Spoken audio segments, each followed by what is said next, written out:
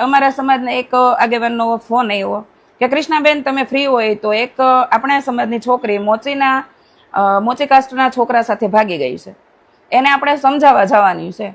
મેં જો ભાઈ અત્યારે તો હું બહુ કામમાં છું, છોકરાઓને હજુ વેકેશન ચાલુ છે એટલે ઘરનું કામ એટલું છે અને પ્રમોશન વિડીયો પ્રમોશનનું એનું બધું કામ મારે એટલું લોડિંગ છે, પણ હું કોશિશ કરીશ આવવાની, મને કોલ કરજો. એમનો પછી કંઈ કોલ તો નથી આવ્યો અને હું થોડીક કામમાં હતી.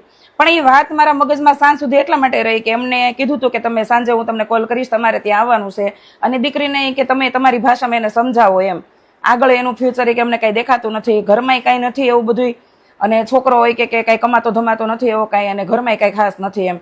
મેં જો સમાજના આગેવાન છો એટલે તમને ચિંતા હશે, તો આટલી ચિંતા એના મમ્મી પપ્પાને હોવી જોઈએ.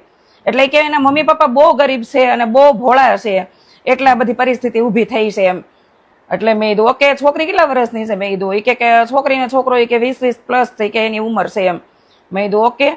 એટલે એ કે એને લગ્ન તો કે 1.5 વર્ષથી કરી લીધા હતા, પણ ભાગી કે 2 દિવસ પહેલા ગઈ એમ. આ પહેલા પણ એક છોકરી કે દલિત સમાજના છોકરા હારે વહી ગઈ હતી કે આપણા સમાજની, આજે પણ કે એવો જ કિસ્સો છે કે છોકરી સિંગર હતી. એટલે વિચાર મને એટલા માટે એવો કે આ મનોરંજનની જે લાઈન છે એ ફિલ્ડમાં જતી છોકરીઓને દોષી ન ગણવી, દોષી પહેલા એના મમ્મી પપ્પાને ગણવા. કારણ કે આ લાઈનમાં એક તો મનોરંજન છે, સતત તમે હાસ્ય હસવું, સતત પુરુષોના સાનિધ્યમાં રહેવું, સતત છોકરાઓના સાનિધ્યમાં રહેવું, તો એ આજ નહીં તો કાલ તો મન ભ્રમિત થવાનું જ છે. કારણ કે ઉંમર એટલી નાજુક છે, આકર્ષણ એ ઉંમરે થાય સ્વાભાવિક છે, એટલી તો બધાને ખબર હોવી જોઈએ. જે બહુ મોટી ફાકા ફોજદારી કરે છે ને એ બધા પોતાની યુવાનીમાં પ્રથમ પગ મૂકતા હોય ને એ દિવસો યાદ કરી લેવા. બીજું ખાસ કે જે માણસ પોતાના હૈયે ન સમજે કે કોઈના કહીએ સમજે. મારું તો પહેલેથી એવું માનવું છે કે જે છોકરીઓને કહે છે ને અભિવ્યક્તિની આઝાદી છે દેશમાં, બીજું કે લગ્ન પોતાની અમુક ઉંમરે પોતાની જાતે સ્વ ડિસિઝન લઈએ કે તો લેવા દો ને કરવા દો, એને પોતાને સબક શીખવા દો. સંસારમાંથી પોતે જે સબક શીખશે ને તો આગળ જઈને કોકને સલાહ દે કે આ નહીં કરવાનું, કે આ ન કરાય, બરાબર. અને એવું ક્યાંય નથી ભાઈ કે સાસરે એવા પછી મિલકત ગોતી હોય તો એ વેચાઈ ન જાય. મારા કિસ્સામાં એવું જ થયું હતું, બધું ગોતીને દીધું હતું, બધું મારા સસરાએ વેચી નાખ્યું. ચાલો એકડે એકથી ઘૂટીને અહીંયા પહોંચતા અમારે વર્ષો લાગી ગયા. એટલે મિલકત જોઈને જો સુખી દીકરી હોય અથવા તો સુખી થાય એમ હોય, એની કોઈ ગેરંટી વોરંટી હોય તો મને કહેજો. બાકી જે છોકરીઓ મનોરંજનની લાઈફ જે લાઈન હોય, જે ફિલ્ડ હોય એમાં કામ કરતી હોય તો ત્યાં સતત એના પુરુષોના સાનિધ્યમાં રહેવાનું હોય તો ભાગ્ય કોઈ હોય જે મન સ્થિર રાખીએ કે જમીન ઉપર પગ સ્થિર રાખીએ કે પૈસો અને પ્રતિષ્ઠા આવે એટલે હારા હારાને અભિમાની આવે. કારણ કે સીટ હોય ને વાયડી હોય, સાયકલની સીટ ઉપર પહેલી વાર આપણે બાળક હોઈને બેસીએ ને તો આપણે એમ લાગે આપણે આકાશમાં ઉડીએ છીએ.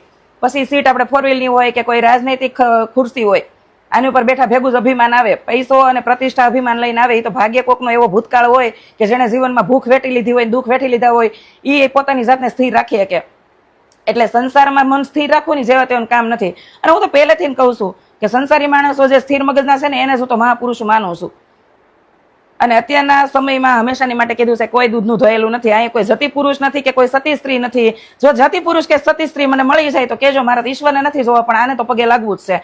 એટલે સમજાય એને વંદન. અહીંયા કોઈને એવો પ્રોત્સાહન નથી આપતી, પણ આ વિચારા જેવી વાત છે, ગંભીરતા લીધા જેવી વાત છે કે મનોરંજનના ફિલ્ડમાં કામ કરતી, એટલે કે મોડલિંગ લાઈન છે કે ફિલ્મ લાઈન છે કે સિંગિંગ લાઈન છે, આવી જે લાઈનો છે એમાં કામ કરતી છોકરીઓ આ જ કરવાની છે.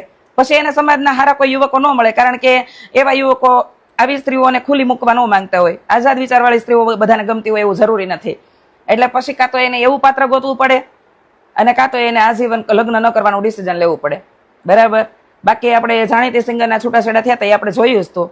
કારણ કે વધારે પડતી આઝાદી, વધારે પડતા ખુલ્લા વિચાર અને સતત કોઈ અધર પુરુષોના સાનિધ્યમાં રહેવું એને તો ટેવ લાગતી હોય, એને કામ લાગતું હોય, પણ સામેવાળું માણસ બરદાસ્ત ન કરી શકે. એટલે સમજાય એને વંદન. નાજુક ઉંમરે છોકરીઓને કેવા ફિલ્ડમાં મૂકવી અથવા તો બિલકુલ ન મૂકવી, માતા પિતાનું ડિસિઝન હોવું જોઈએ, અધર કોઈનું નહીં, બરાબર. એટલે જાય એને જવા દો, આફડિયું સબક શીખશે.